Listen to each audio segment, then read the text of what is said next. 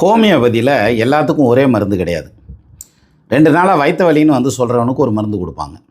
வயிற்றை பிடிச்சிக்கிட்டு சுருண்ட மணிக்கு வர்றவனுக்கு வேறு ஒரு மருந்து கொடுப்பாங்க. தூக்கிட்டு வர்றவங்களுக்கு வேறு ஒரு மருந்து கொடுப்பாங்க. 3க்குமே வயிற்று வலியாக தான் இருக்கும். அது மாதிரி ஜோசியர்கிட்ட பேசிகிட்டு இருக்காங்க. ஒரு கேள்வி கேட்குறாங்க. என்ன கேள்வி கேட்குறாங்க?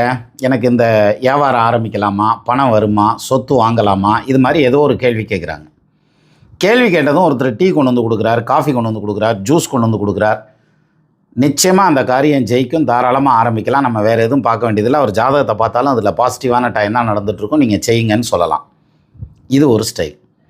இதுக்கு பதிலாக ஒருத்தர் வந்து சாப்பிட்டுட்டு போங்க, வாங்க சாப்பிட்லாம் அப்படின்னு கூப்பிட்டாங்கன்னு வைங்க, அப்போவும் அந்த காரியம் வெற்றி அடையும். கை கழுவிட்டு வாங்க சாப்பிட்லான்னு சொன்னாங்கன்னு வச்சுங்களேன், சோலி முடிஞ்சு. இதை ஆரம்பித்தா அந்த பண வரவு வராது, அந்த சொத்து அமையாது, அல்லது பிரச்சனைகள் தான் வரும். அதனால் இந்த காரியத்தை அப்படியே விட்டுருங்கன்னு சொல்லணும். இதுதான் நிமித்த ஜோதிடம்னு. அப்போ பாருங்கள், அந்த வர்ற வார்த்தை அல்லது நடக்கக்கூடிய செயல் அது வந்து அவங்க ஜாதகத்தில் என்ன இருக்குது அப்படிங்கிறத இந்த ஜோதிடருக்கு காமிச்சு கொடுக்கும்.